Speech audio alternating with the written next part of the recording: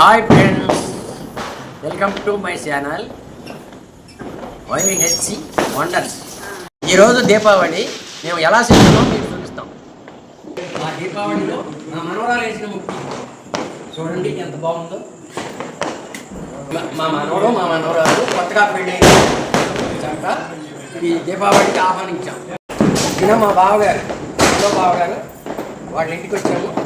మేమందరం కూడా వచ్చి దీపావళి సెలబ్రేట్ చేసుకుంటాం.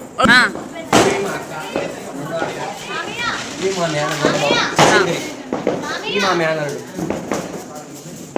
బాంబులు పట్టుకెళ్తున్న పెట్టుకుంటు